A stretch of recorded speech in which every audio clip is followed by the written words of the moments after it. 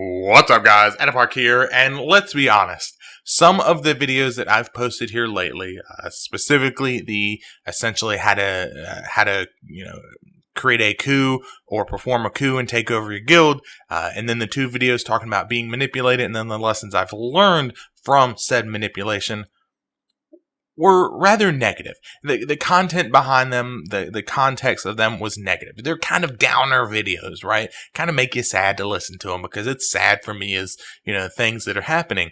So after these videos and kind of thinking about things, I wanted to do a 180 today. I want to speak to you guys and talk to you guys about some happy things. So today I want to talk to you guys what got me into this game. I want to tell you guys that. I want to tell you what brought me into this game, why I continue to play this game, and why all of the negative crap and all of the pain and the anguish and the stress and the discomfort and the sad times are worth it. So, to be fair, to be honest, a portion, I won't give him full credit, but a portion of this video was sparked, and an idea in my mind was sparked by a video that Thete Gaming did about his steps to getting into WoW, and there'll be a link in the description below because it's interesting. It's something to think about, and it kind of, I was thinking about it last night, and I was like, I've never told the full story. So I've mentioned in some of my videos and in my actual very first video on this channel, some of the things I'm going to tell you guys, but today we're going to take an extended look. I'm going to go into a lot more detail, and I'm going to answer the question of not only, what got me into it, but why do I stick around? What pushes me forward, especially when there are rough times. So about a month before the end of my first deployment in Fallujah, the Public Affairs Office brought to us these boxes, I don't know, 2 or 3 boxes with these brand new packages of EverQuest 2.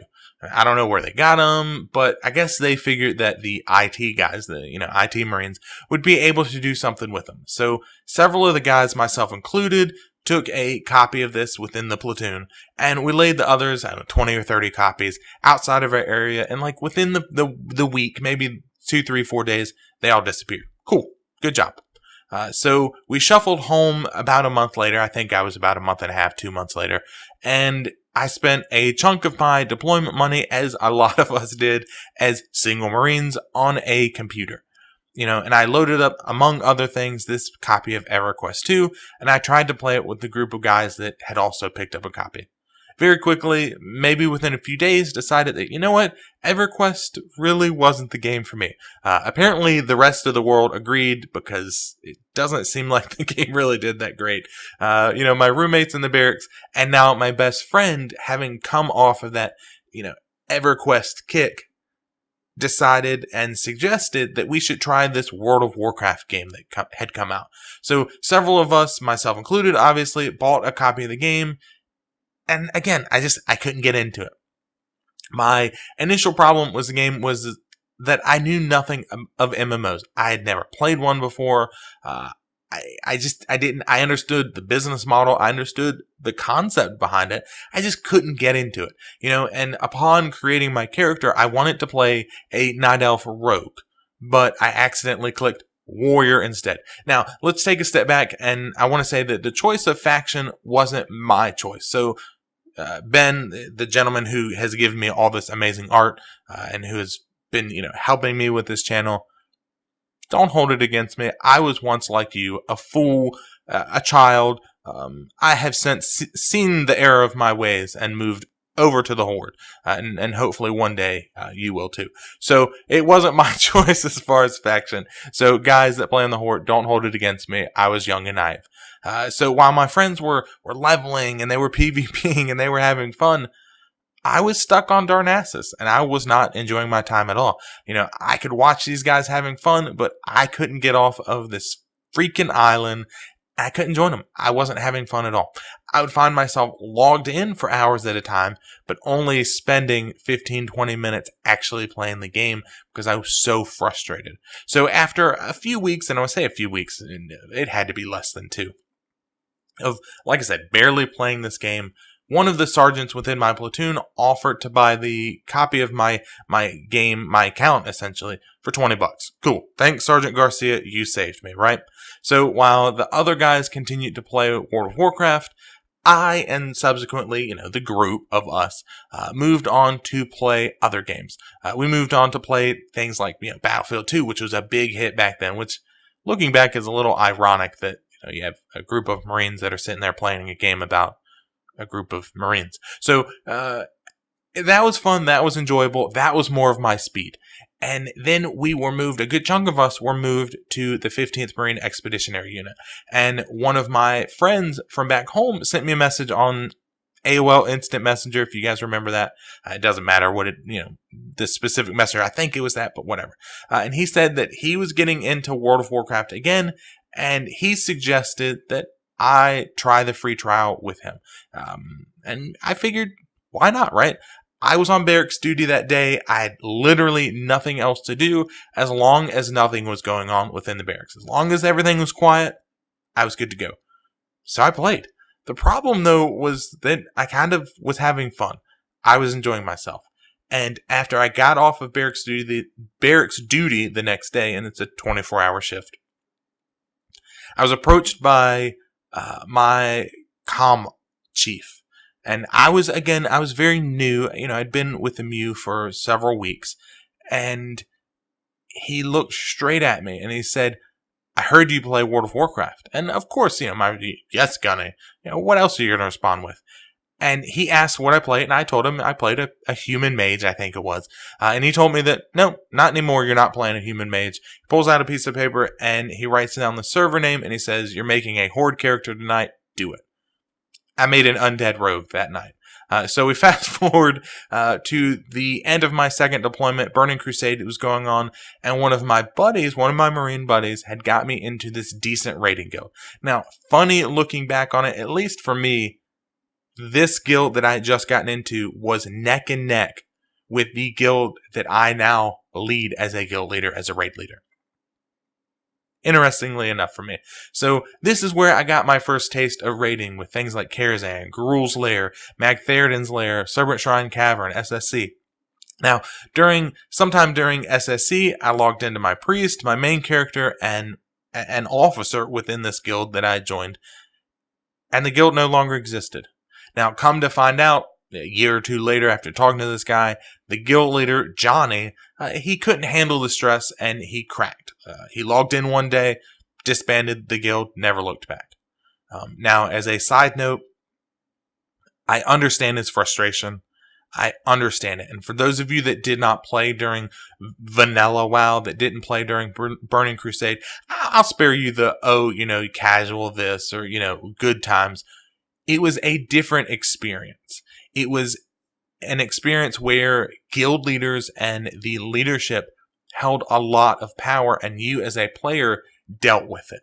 You dealt with getting yelled at. You dealt with that guy in that Onyxia video yelling at you, because there were only less than a handful of guilds that could progress because of things like attunements, things like 40-man raids and 25-man raids, etc.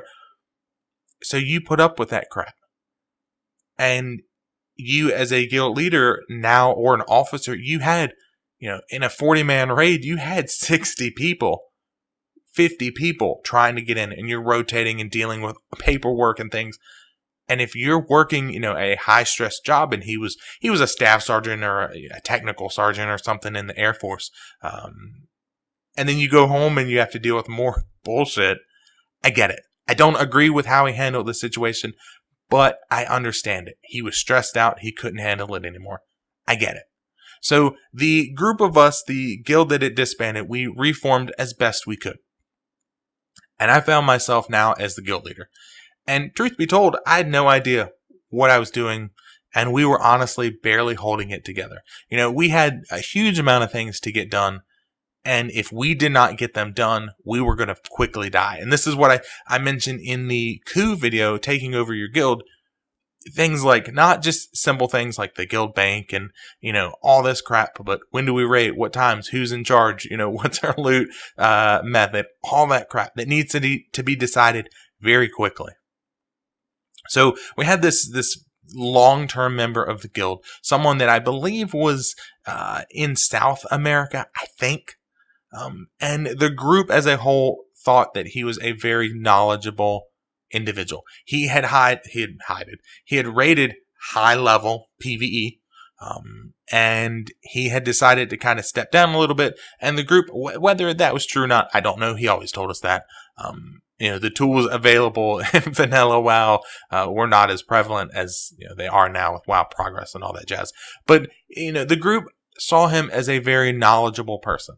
And because of the difference in time zone and, things needed to be set up back in terms of, guild crap, like I said, guild bank and all that jazz, it was suggested that I should go ahead and he was the one that had actually suggested this, that I should promote him temporarily to the rank of guild leader, that he would transfer it back over once he finished things up. And at the time, I believe you had to be logged on to transfer guild leadership. And that's since been changed, patched in to where you can be offline, but you had to be online, and so it was a temporary thing.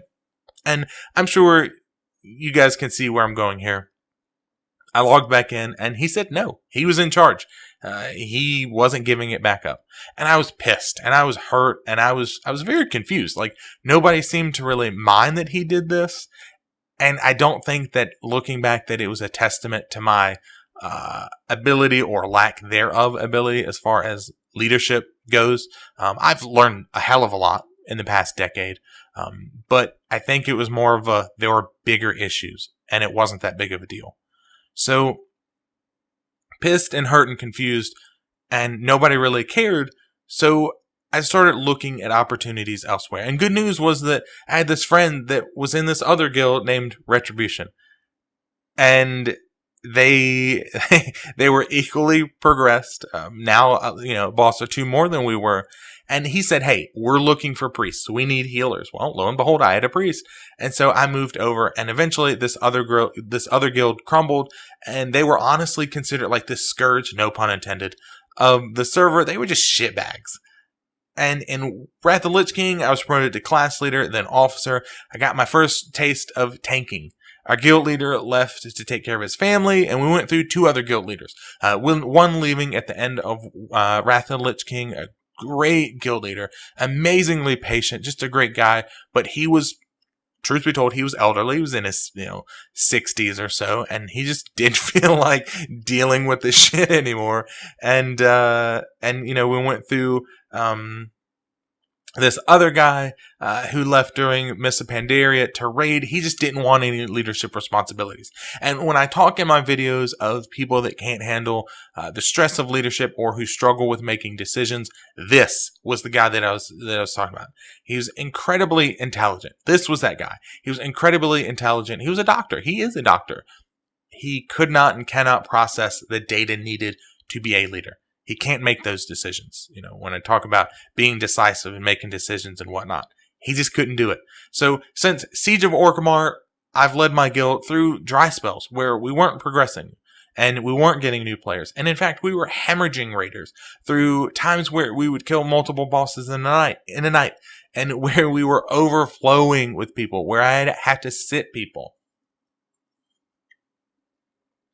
I led this guild through times where I've been at my lowest personally, where I've been told or I've thought myself to be a bad leader or a bad player.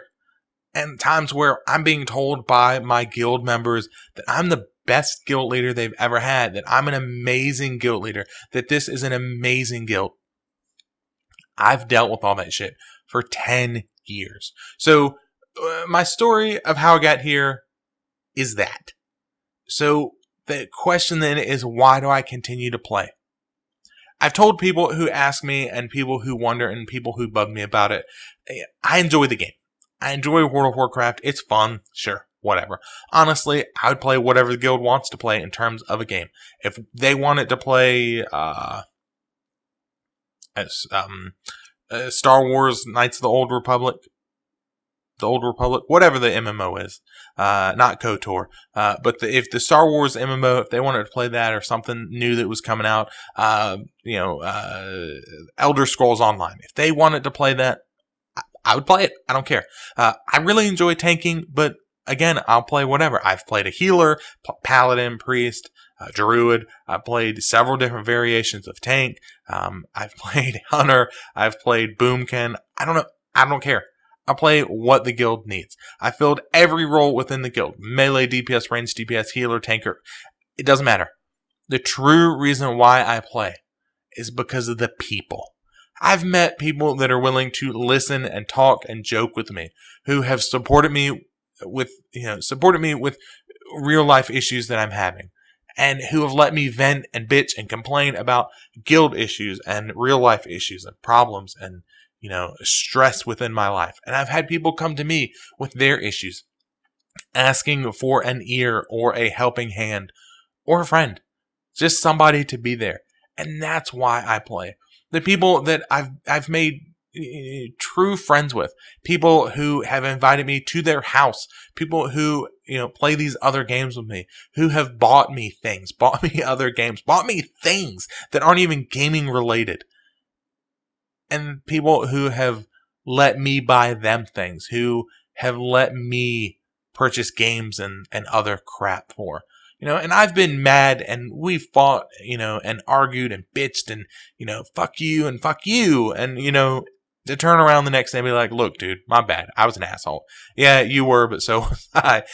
And then we never let it faze us. I've talked to people about girlfriends and boyfriends and husbands and wives on both ends, my failed relationships and their failed relationships, and given and gotten advice and been there for people. I have a family here, and that's why I play this game, and that's why all of that pain and all of that anguish and stress and trouble and bullshit is worth it, because I have a family. So to end it here, I'll say this in no particular order: to Justin and Dan and Jim and Rob and Blake and Kat and Johnny and Dave and Brian and both Joel Jr.